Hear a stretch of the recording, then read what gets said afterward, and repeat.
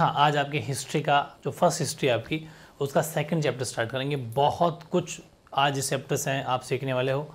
Competitive exam के अंदर यहाँ से ढेरों क्वेश्चन उठता है, इतना इंपॉर्टेंट क्वेश्चन है, जिसके पास में हिस्ट्री नहीं है उसको भी ये पढ़ना चाहिए, मैं तो ये कह रहा हूँ, ठीक है। और आपने सुना होगा महाजनपद, महाजनपद इसी के अंदर पढ़ने वाले हैं अपन, पूरे 16 के 16 महाजनपद, उनकी राजधानी। अब बड़ी मज़ेदार ट्रिक भी बताऊँगा मैं आपको उसके अंदर, तो सब कुछ अपन पढ़ने वाले हैं, ठीक है। बात ये है कि अपने फर्स्ट चैप्टर में हड़प्पा और मोहनजोदड़ो ये सब अपन पढ़ लिया था, तो जो हड़प्पा सिविलाइजेशन थी, हड़प्पा से जो सभ्यता थी, उसके बाद का टाइम पीरियड अपन इस चैप्टर में पढ़ेंगे। उसके बाद में क्या क्या हुआ था वो पढ़ेंगे। राजा, किसान और नगर यानी किंग्स, फार्मर्स एंड टाउन्स क्या थे, और आरंभिक राज्य और अर्थव्यवस्थाएं उनकी क्या थी, अर्ली स्टेट्स एंड इकोनॉमिक्स उनकी क्या थी। टाइम पीरियड की बात की जाए तो 600 ईसा पूर्व से लेकर 600 ईस्वी तक, मतलब कि लगभग हड़प्पा के बाद में 1500, लगभग 1300-1500 टाइम पीरियड, लगभग 1500 का टाइम पीरियड अपन देखें तो राउंड फिगर में उसका टाइम पीरियड अपन, उसके आगे हड़प्पा से लगभग 1500 यानी 1500 से 1500 लगभग टाइम पीरियड आगे, वर्ष आगे अपन इस चैप्टर में पढ़ेंगे कि कैसे लोग रहा करते थे, उनके स्टेट राज्य कितने राज्य हुआ करते थे, उन राज्यों के क्या क्या नाम थे, उनकी क्या क्या राजधानी एंड कैपिटल थी, किस हिसाब से था, पूरा कुछ बहुत नॉलेजेबल ये चैप्टर है, बहुत इंटरेस्टिंग चैप्टर है। लेकिन थोड़ा सा अपन इसके बारे में एक बार थोड़ा सा पढ़ना चाहेंगे। एक बार कहते हैं ना चैप्टर की पृष्ठभूमि तैयार करेंगे, तो थोड़ा सा मेरे साथ के साथ आपको पॉइंट्स लिखने हैं, उसके बाद में अपन थ्योरी में आ जाएंगे, ठीक है। जैसे कि यहाँ कुछ पॉइंट है जो चैप्टर की शुरुआत करेंगे, उसके बाद महाजनपद पर आएंगे जो मेन टॉपिक है चैप्टर का, महाजनपद। उसके बाद अपन मगध पढ़ेंगे। 16 महाजनपद में सबसे जो मेन प्रथम जो होगा वो मगध पढ़ेंगे, ठीक है, वो आपके कोर्स में है। तो लेकिन उससे पहले थोड़ी सी थ्योरी पढ़ लेते हैं कि हड़प्पा सभ्यता के बाद लगभग 1500 वर्षों यानी कि लगभग 1500 साल लगभग है वर्षों के लंबे अंतराल में उपमहाद्वीप के विभिन्न भागों में कई प्रकार के डेवलपमेंट में विकास हुए। After the Harappan civilization, there were many development in different parts of subcontinent over a long span of 1,500 यानी लगभग कह सकते हो 1500, ठीक है, 1500 वर्ष की बात है ये। और यही वह काल था जब ऋग्वेद का लेखन भी किया गया, ये बड़ी चीज़ है। यही वह काल था जब ऋग्वेद का जो है लेखन किया गया, यानी कि देखो ये जो ऋग्वेद लिखा गया ना, ये जो सिंधु नदी थी, सिंधु रिवर, ठीक है, सिंधु नदी, जो सिंधु रिवर है उसके और उसकी जो ट्रिब्यूटरी थी, सिंधु नदी के आसपास की जो सहायक नदियाँ थी, उसके आसपास रहने वाले लोगों ने इस ऋग्वेद का लेखन भी इसी टाइम में किया। ये भी ध्यान रखना है। किसमें अपन टाइम पीरियड किसकी बात कर रहे हैं, 600 से लेके 600 ईसा पूर्व से लेके 600 ईस्वी की बात कर रहे हैं। इस टाइम पीरियड के अंदर ऋग्वेद को भी लिखा गया। मतलब अभी थोड़ी सी थ्योरी पढ़ रहे हैं कि इस टाइम पीरियड में क्या क्या हुआ वो बातें। फिर उत्तर भारत, दक्कन पठार क्षेत्र और कर्नाटक जैसे उपमहाद्वीप के कई क्षेत्रों में कृषक यानी जो किसानों के द्वारा बस्तियां बनाई गई थी वो भी काफ़ी अस्तित्व में आई, मतलब ऐसी बस्तियां भी हमें देखने को मिलती है। Agriculture settlements came into existence in many areas of the subcontinent such as North India, the Deccan Plateau region and Karnataka, वहाँ पर हमें देखने को मिलती है। एक हालांकि फ़ोटो मैंने यहाँ पर लगा दी है, पिक, ये एक अभिलेख है जो सांची मध्य प्रदेश के अंदर जगह पड़ती है, वहाँ पर ये मिला है एक अभिलेख, यानी कि इंस्क्रिप्शन है जो सांची एमपी के अंदर मिला था। कोई बड़ी चीज़ नहीं, लेकिन ऐसी पिक लगा दी आपकी बुक में थी। अभिलेख का मतलब होता है जिस पर जैसे खुदाई करके लिखा हुआ एक शिलालेख, पत्थर के ऊपर लिखी हुई अभिलेख होता है, इंस्क्रिप्शन होता है। और इंस्क्रिप्शन उस टाइम पर एक कहते हैं ना कि एक दस्तावेज होता था परमानेंट, जिस पर कुछ बातें जो एक बार लिख दी जाती थी वो परमानेंट हो जाती थी, उसको मिटा के आप नहीं लिख सकते क्योंकि उसको खोद के लिखा जाता था, तो काफ़ी ऑथेंटिक माना जाता था उस टाइम पर इसको। अभी अपन इसके बारे में आगे पढ़ेंगे। और फिर अपन नेक्स्ट देखो, अभी क्या करें अपन, पूरी हिस्ट्री तैयार करें। 3 पॉइंट हो गए। चौथा पॉइंट देखो, मध्य और दक्षिण भारत में शवों के अंतिम संस्कार के नए तरीके भी सामने आए हैं। शवों को एक साथ विभिन्न प्रकार के लोहे से बने उपकरण और हथियारों को भी दफनाया। अपने देखा था फर्स्ट चैप्टर में भी, जब वो लोहे के कुछ औजार हुआ करते थे जैसे कुछ बर्तन टाइप, उसको साथ में लेके दफनाया जाता था।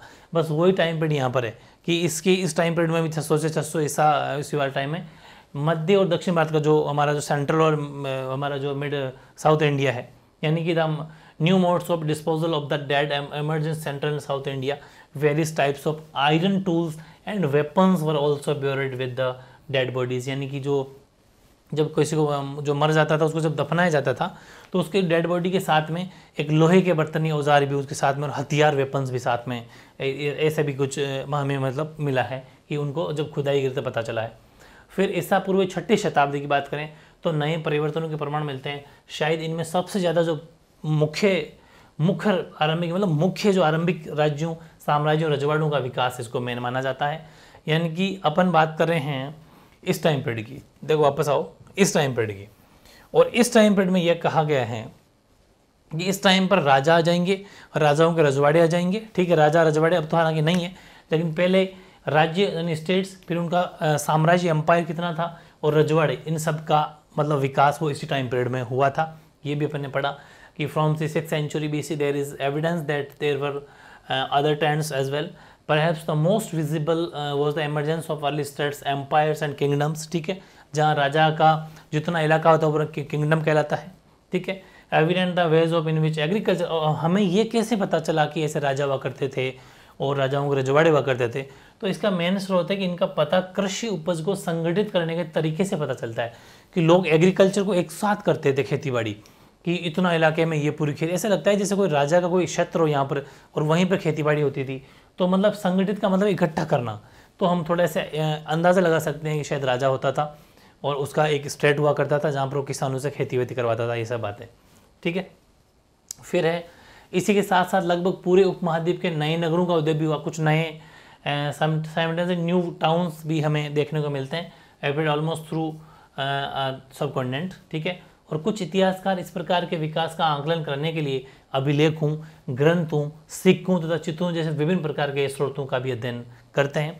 Historians attempt and understand this development by drawing on A range of source, inscription हो गया, टेक्स्ट हो गया, कॉइन हो गया, विजुअल मटेरियल, ये सब थे जो हमारे इतिहासकार जितने भी हुए हैं उन सब ने इनकी हेल्प से कौन कौन से ग्रंथ जो होके लिखे हुए ग्रंथों को देखा, सिक्कों को देखा, कुछ डायग्राम को देखा, तो ये पता चला, कुछ अभिलेखों को देखा तो पता चला कि ये इसी टाइम पीरियड की बातें हो रही है। ठीक है, ये सब सोर्स थे।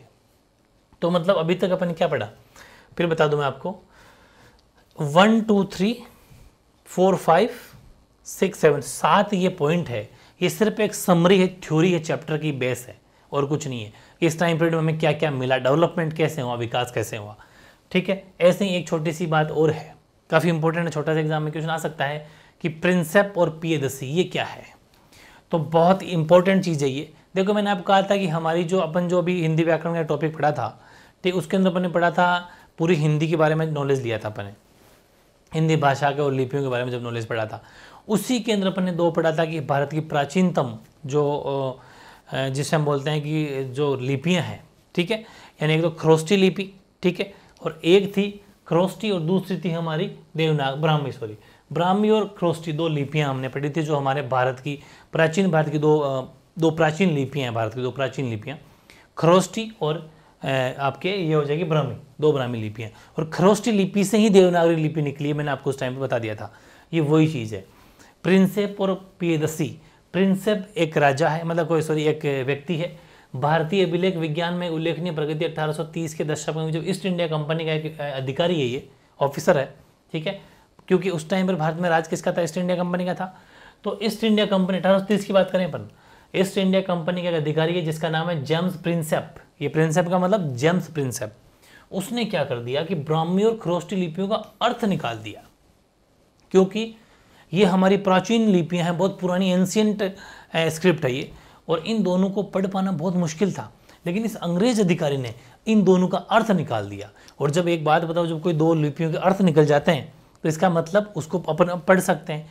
तो इन दोनों को पढ़ लिया और ये बड़ा चेंज है 1830 में, बहुत इंपॉर्टेंट चीज़ है, ठीक है। तो प्रिंसेप का मतलब ये हुआ कि some of the most momentum developments in Indian epigraphy took place in 1830। 1830 के दशक में सबसे इंपॉर्टेंट चीज़ ये निकल के आई कि this was when James Prinsep an officer in the mint of the East India Company deciphered Brahmi and Kharosthi, ठीक है। तो ये बहुत बड़ी चीज़ थी जब इन दोनों लिपियों को, दोनों स्क्रिप्ट को पढ़ लिया गया, ठीक है। उसके बाद में इन लिपियों का बेसिकली उपयोग होता था सबसे आरंभिक अभिलेखों और सिक्कों में किया जाता था, ठीक है। यानी कि ये रहा two scripts used in the earliest inscription and coins, उनके अंदर इसका बेसिकली ज़्यादा यूज़ होता था। और फिर आगे अपन पढ़ते हैं कि प्रिंसेप को पता चला, किसको, इस प्रिंसेप को पता चला कि अधिकांश अभिलेखों और सिक्कों पर पियदसी तो लिखा नहीं, पियदसी हेडिंग, पियदसी का मतलब है मनोहर मुखाकृति वाले राजा का नाम, यानी एक राजा का नाम जो मनोहर मुखाकृति, मतलब जो हमें मन को भाने वाले, ऐसा मान लीजिए अच्छा फेस, एक ब्यूटीफुल मान सकते हो, तो मुखाकृति वाला राजा का नाम लिखा है इन्होंने ऐसा देखा कि कोई मनोहर राजा है, मनोहर मुखाकृति वाला कोई राजा, उसका नाम लिखा हुआ है उसके ऊपर, इन्होंने उसको पढ़ लिया। ठीक, he found that most of this mentioned a king referred to as Piyadassi. Piyadassi का मीनिंग है प्लीजेंट टू बिहोल्ड। ठीक है, there were a few inscription which also towns referred to the king as Ashoka, one of the most famous rulers known from Buddhist text. और फिर इनको ये भी पता चला कि कुछ अभिलेखों पर राजा का नाम अशोक भी लिखा है, अशोक नॉट अशोक, अशोक लिखा है। बौद्ध ग्रंथों के अनुसार अशोक सर्वाधिक प्रसिद्ध शासकों में से एक था। अशोक सर्वाधिक फेमस, आपको पता है बौद्ध ग्रंथों में सब ये बात लिखी हुई है कि जो अशोक राजा है वो सबसे बेस्ट या फेमस राजाओं में, किंग में से एक था। ये बात भी इस पर लिखी हुई है, काफ़ी नॉलेजेबल बात है। फिर बात करते हैं आज के इस चैप्टर के सबसे इंपॉर्टेंट टॉपिक की, और वो है महाजनपद। ठीक है, महाजनपद की ये मैंने कुछ 2-2.5 लाइन मैंने मेरे मन से, मतलब हमारे नोट से कुछ बातें, मैंने करंट की बातें जोड़ी है, बाकी मतलब हिस्ट्री की बातें जोड़ी है, बाकी आपकी पूरा एज इट इज आपका कोर्स ही है। आपको ये बहुत ज़रूरी है जानना कि महात्मा बुद्ध के आविर्भाव की पूर्व भारतवर्ष 16 महाजनपदों में आविर्भाव किया ये। ठीक है, कि पूर्व 16 महाजनपदों में विभक्त था। यानी कि जैसे महात्मा बुद्ध का मतलब ऐसा मान लीजिए जन्म हुआ, उससे पहले उनके टाइम पीरियड से पहले भारत कुल मिला के 16 महाजनपदों में विभक्त था। Before the appearance of Mahatma Buddha India was divided into 16 Mahajanapada.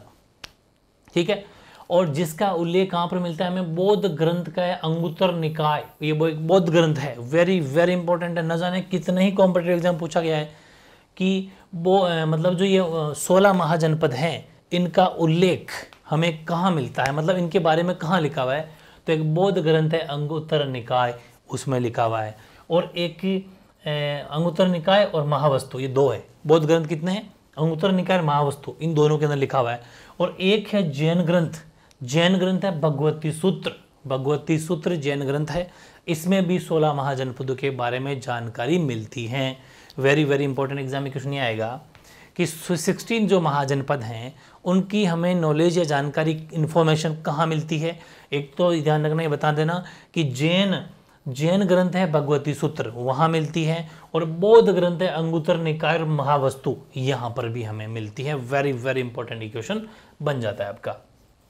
अब ये मैंने कुछ आपके लिए मेहनत करी है, ये पूरे 16 महाजनपद हैं और उनकी वित्त राजधानियाँ भी हैं, लेकिन कुछ चीज़ें पूरी नहीं थी जो मैंने लिख दी हैं। ठीक है, जैसे कि आप एक अगर देखना चाहेंगे देख सकते हैं। मैं कलर देख लेता हूँ, कौन सा देखेगा, आराम से देखो। अपन बात करें, ये रहा कंबोज, कंबोज की राजधानी है हाटक।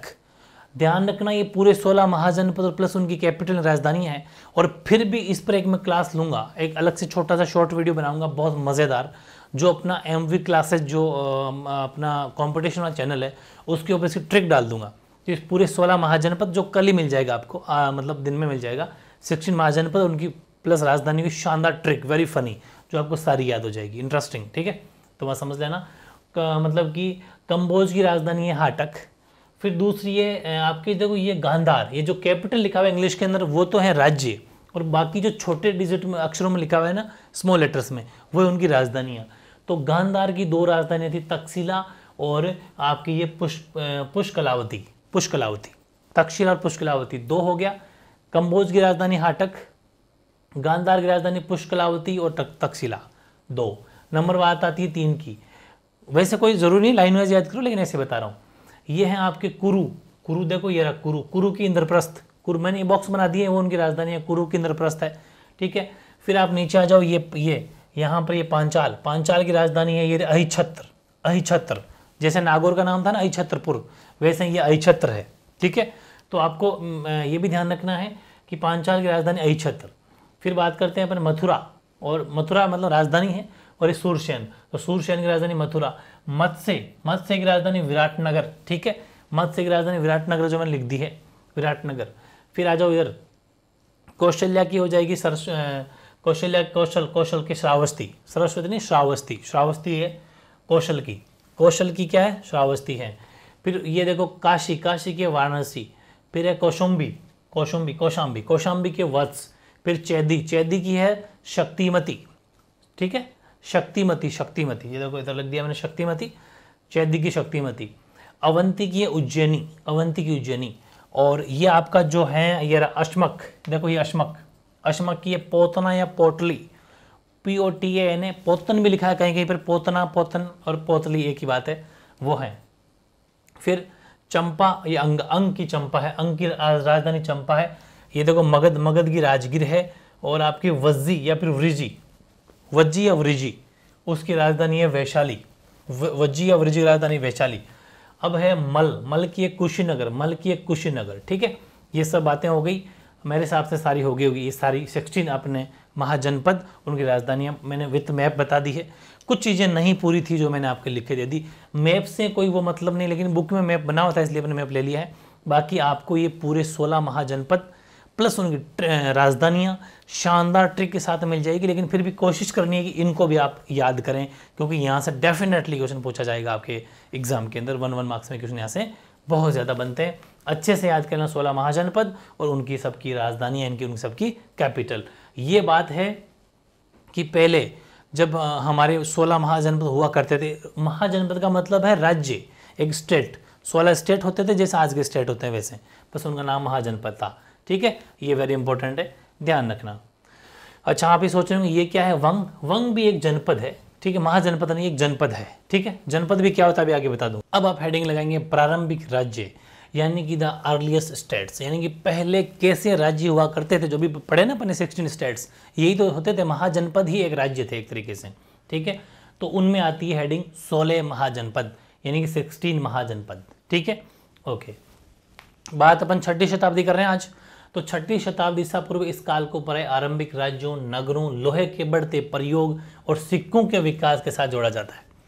मतलब इस शताब्दी में किस किस का विकास और डेवलपमेंट हुआ, एक तो हुआ स्टेट्स का, राज्यों का, एक हुआ नगरों का, एक हुआ लोहे के जितने भी चीज़ें बनने औजार, जैसे अपन ने पढ़ा भी था झारखंड में, बिहार में, इधर जो अपन ने एक टॉपिक एक चैप्टर पढ़ा था, इन सब में सिक्कों के। और फिर रही बात सिक्कों की, मतलब कि स्टेट्स, नगर का मतलब हो गया, यानी कि अपन स्टेट्स पढ़ ली, सिटीज़ पढ़ ली, या फिर आप टाउन्स भी लिख सकते हो, इसको आप टाउन्स भी लिख सकते हो, ठीक है, टाउन्स।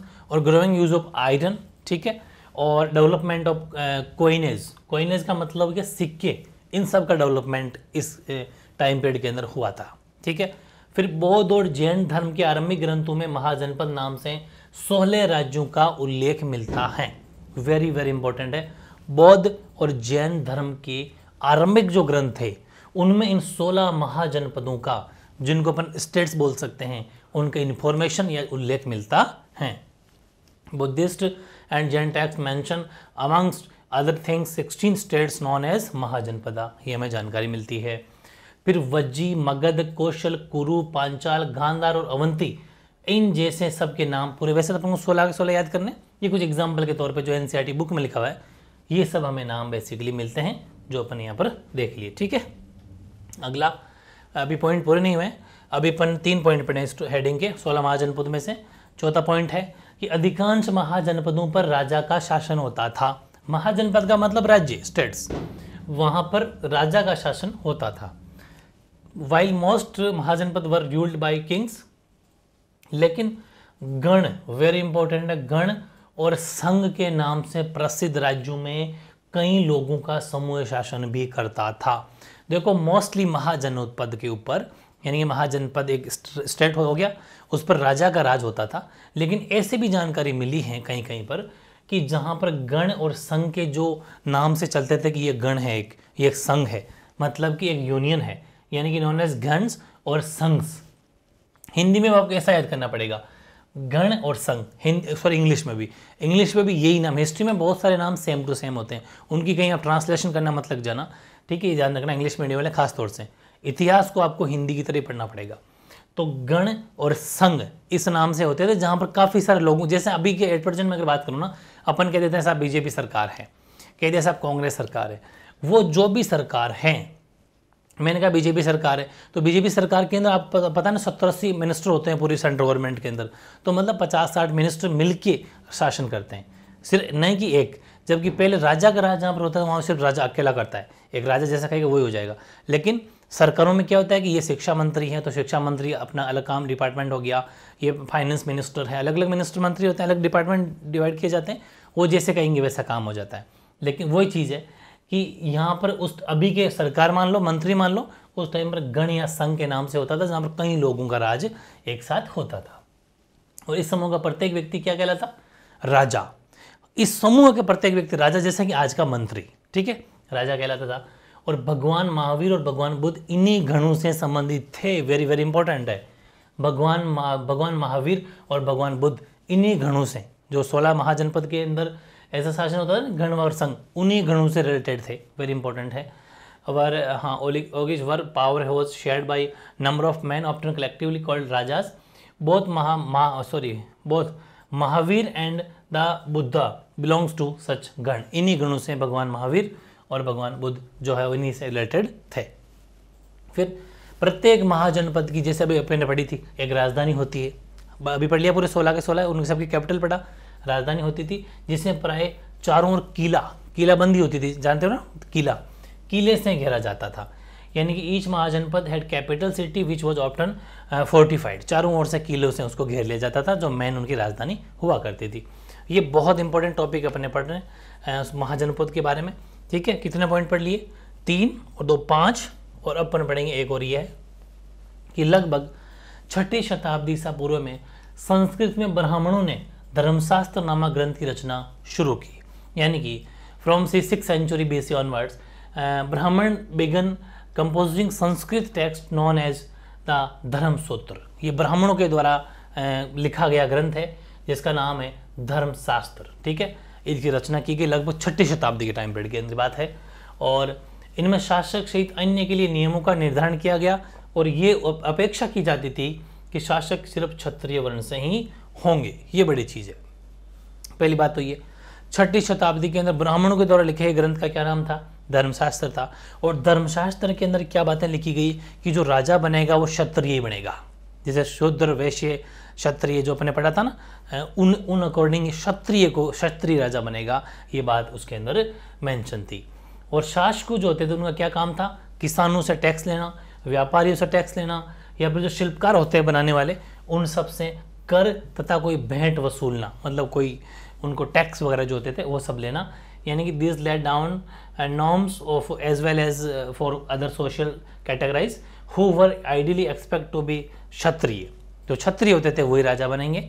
और rulers were advise to collect tax and tribute from cultivators, traders and ये हिंदी में तो मिसप्रिंट हो गया था नहीं है, इतना ही आर्टिशंस, उनसे ये लिया जाता था। ये मेन उनका काम होता था। तो क्या सीखा आपने कि धर्मशास्त्र जो ब्राह्मणों के द्वारा लिखा गया ग्रंथ था, उसके अंदर ये जानकारी लिखी हुई थी कि जो क्षत्रिय होंगे वही राजा बनेंगे। और राजा बेसिकली क्या काम करेगा? किसानों से, व्यापारियों से, शिल्पकारों से टैक्स लेने का, यानी कि रेवेन्यू टैक्स जो होता है, कर लेने का काम करेगा। बहुत ईजी है, ये चीज़ हो गई। यानी कि अपन ने कितने पॉइंट पढ़ लिए? 1, और यहाँ से शुरू करते हैं, 3 तो ये, 2 5 और 6 पॉइंट वेरी इंपॉर्टेंट है। 16 महाजनपद पढ़ लिए, 16 महाजनपद की राजधानियाँ पढ़ ली, और उसके 6 पॉइंट पढ़ लिए शानदार तरीके से, ठीक है। बस अब बात करते हैं अपन, जो एक वर्ड यूज़ किया था स्टार्टिंग में, अभिलेख। अभिलेख, इंस्क्रिप्शन, ये क्या होता है? अभिलेख, इंस्क्रिप्शन क्या होता है? इसके बारे में 2 नंबर में क्वेश्चन आ सकता है, ज़्यादा बड़ा तो नहीं है, लेकिन 2 मार्क्स में आ सकता है। पत्थर, धातु या मिट्टी के बर्तन जैसी कठोर सतह पर खुदाई करके, खुदे होते हैं। अभिलेखों में उन लोगों की उपलब्धियां, क्रियाकलाप या विचार लिखे जाते हैं जो उन्हें बनवाते हैं। बिल्कुल सही है। Inscription are writing engraved on hard surface such as stone, metal or pottery. Records, 2 बातें रिकॉर्ड होगी। Records record the achievement, activities और thoughts of the people who made them. ठीक है, हाँ, लेकिन हाँ ये भी आएगा। यानी कि उस टाइम में जो भी इंस्क्रिप्शन या अभिलेख जो लिखवाते थे, उनके रिकॉर्ड्स को रिकॉर्ड किया जाता था, मतलब लिखा जाता था।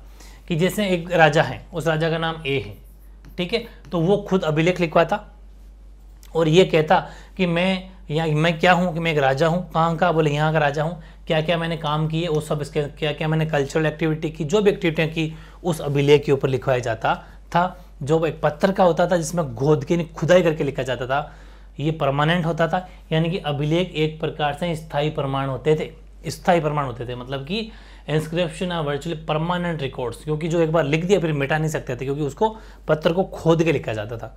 जैसा कि मैंने आपको आई थिंक स्टार्टिंग में दिखाई थी पिक एक, देखो ये दिख रहा होगा आपको, पूरा खुदाई करके लिखा हुआ है इसके अंदर।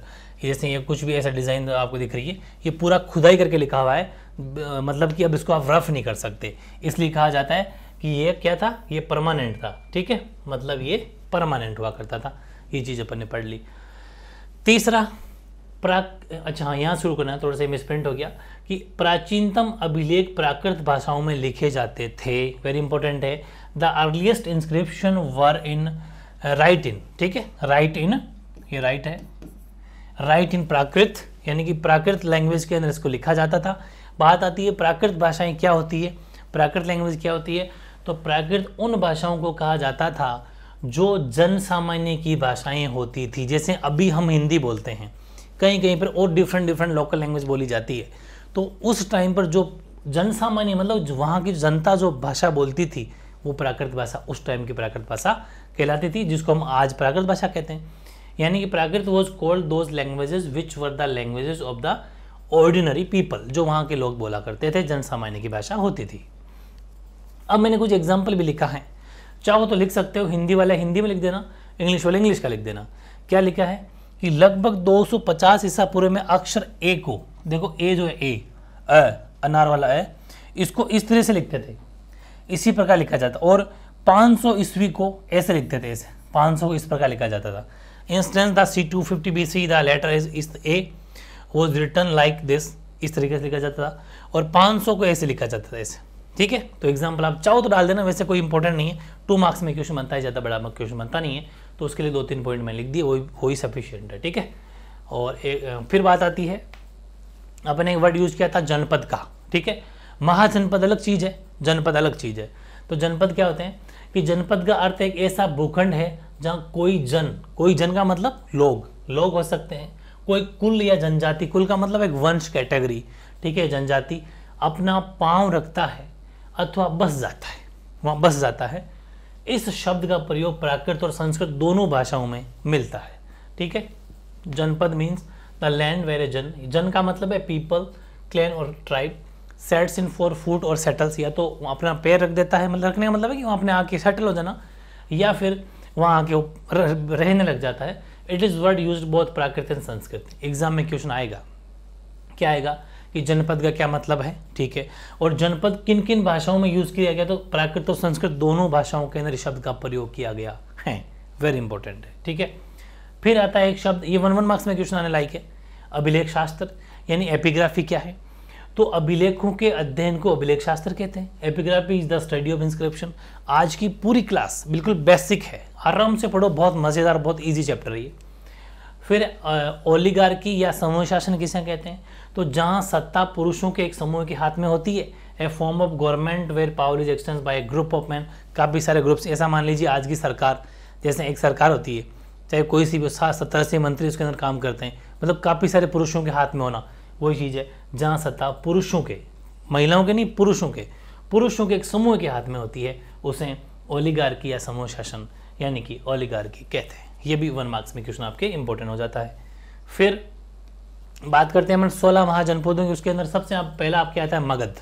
ठीक है, मगध के बारे में लिखा है, मगध के बारे में पूरी डिटेल अपन आज की क्लास में कंप्लीट कर लेंगे। ठीक है, तो देखो ध्यान रखना है कि 6ठी से 34 शताब्दी ईसा पूर्व मगध, जो कि आज का बिहार, आधुनिक बिहार के अंदर पड़ता है, सबसे शक्तिशाली महाजनपद बन गया। वेरी वेरी इंपॉर्टेंट बात सिखा रहा हूँ। अपन किसके बारे में पढ़ रहे हैं, महाजनपद। महाजनपद के अंदर पहला कौन सा महाजनपद, मगध। द फर्स्ट ऑफ 16 महाजनपद में पहला अपन पढ़ रहे हैं मगध।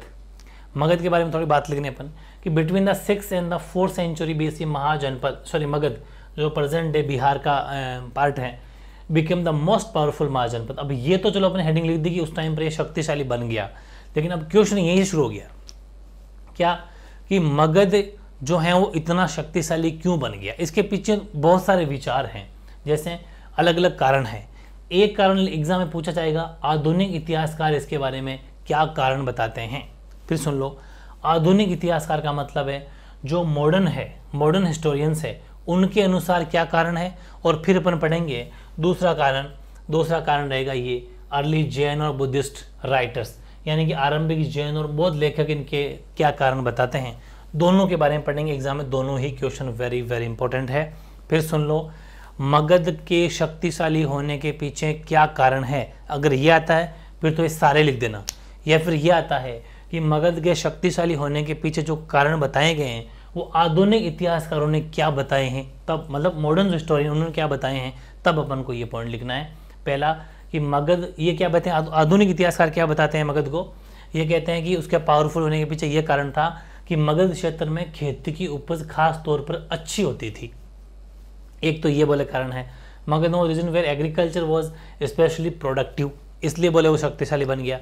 दूसरा, जंगली क्षेत्रों में हाथी उपलब्ध थे जो सेना के एक महत्वपूर्ण अंग थे, ठीक है, क्योंकि आर्मी के लिए आपको पता है घोड़े या हाथी चाहिए होते थे, तो हाथी अगर मिल जाएंगे तो इजीली वो अगली सामने वाले पर उस पर वार कर पाएंगे। तो elephant an important component of the army were found in forest in the region, इसमें क्योंकि ये पूरा जंगल का इलाका, आसपास में जंगल था तो वहाँ पर खूब सारे हाथी होते थे, इसलिए बोले सेना के लिए मतलब आर्मी के लिए बड़ी हेल्प होती थी, इसलिए बोले शक्तिशाली बन गया। तीसरा कारण ये बताते हैं कि जो लोहे की खदानें हैं आधुनिक झारखंड के अंदर, मैंने पढ़ा भी था आपकी बुक में कि आधुनिक जो मतलब अभी प्रेजेंट का जो झारखंड है वहाँ पर लोहे की खदानें भी आसानी से उपलब्ध थी। हालांकि अब तो क्योंकि बिहार झारखंड से अलग हो गया ना, इसलिए बिहार और राज्य पहले एक ही स्टेट हुआ करता था, लेकिन जब अलग हो गया तो आधुनिक झारखंड के अंदर जो लोहे की खानें बनती है वो भी उपकरण हथियार बनाना सरल हो जाता था, इसलिए भी पावरफुल है बोले। यानी कि iron mines present day Jharkhand were accessible and provided resources for tools and weapons, इसलिए बोले शक्तिशाली था।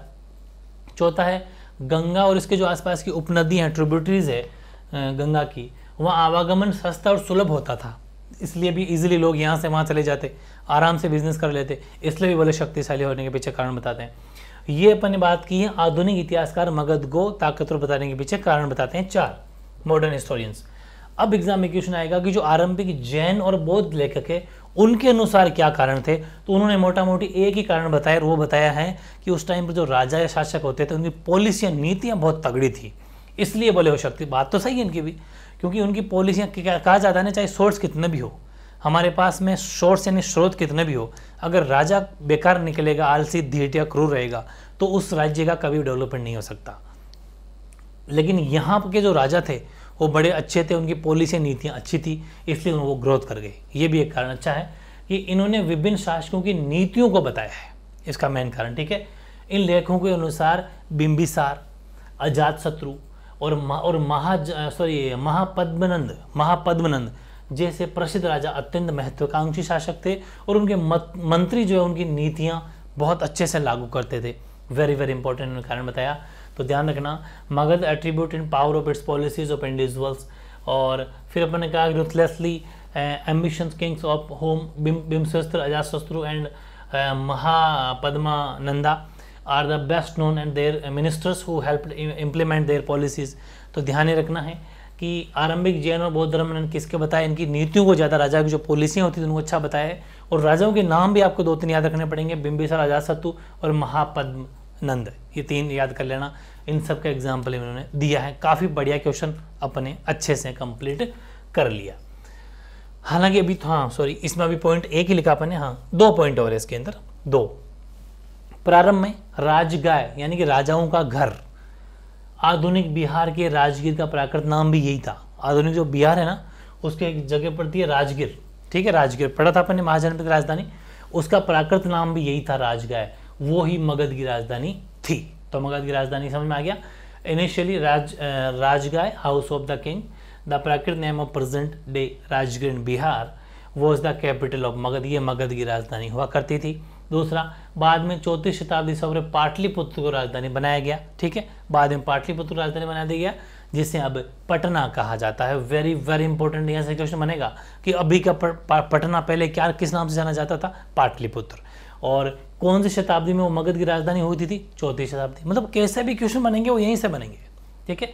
Letter in the 4th century BC the capital was shifted to Pataliputra, present day Patna भी जो पटना है। तो मेरी बात फिर सुन लो, अपन ने क्या क्वेश्चन पढ़ा था, बड़े शानदार क्वेश्चन है, मज़ेदार क्वेश्चन है। पहले अपन ने पढ़ा आधुनिक इतिहासकार क्या कहते हैं, इसके बारे में अपन ने पॉइंट पढ़े 4, ठीक है। फिर इसके बारे में जैन और बौद्ध क्या कहते हैं, 1 पॉइंट, 2 और 3 पॉइंट अपन इसके अंदर पढ़े, समझ में आ गई बहुत शानदार तरीके से। और अब लास्ट बात और ले लेते हैं आज की। हालांकि मगध का टॉपिक कंप्लीट हो गया, अब मौर्य प्रशासन अपन नेक्स्ट क्लास में पढ़ेंगे क्योंकि अलग से बड़ा टॉपिक है, लेकिन फिर भी आज जितना हो सकता था अपन इसके अंदर एडजस्ट किया। बड़ा मज़ेदार चैप्टर है, भाषाएं और लिपियाँ, लैंग्वेजेस एंड स्क्रिप्ट्स। तो देखो अशोक के अधिकांश अभिलेख प्राकृत में है, अपन ने ये पढ़ लिया।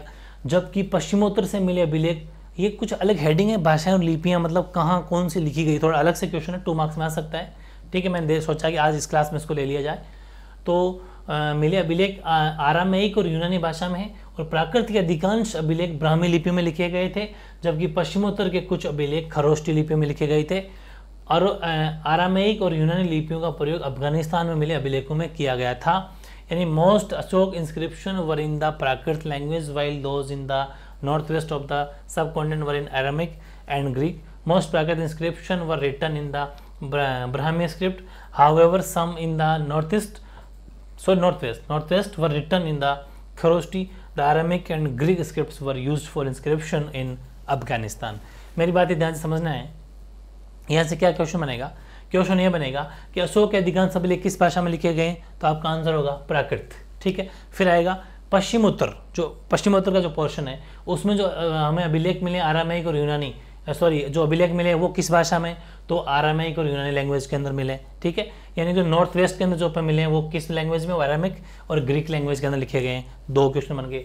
तीसरा, प्राकृत के अधिकांश जितने भी जो अभिलेख मिले हैं, जो इंस्क्रिप्शन मिले हैं, वो किस लिपि में, तो ब्राह्मी लिपि के अंदर लिखे गए हैं। जबकि जो पश्चिम उत्तर हैं, यानी कि जो अपना नॉर्थ ईस्ट है, ठीक है, नॉर्थ वेस्ट पश्चिमी उत्तर, हाँ, वो उसकी अपन अगर बात करें तो कुछ अभिलेख खरोष्टी लिपि में लिखे गए हैं।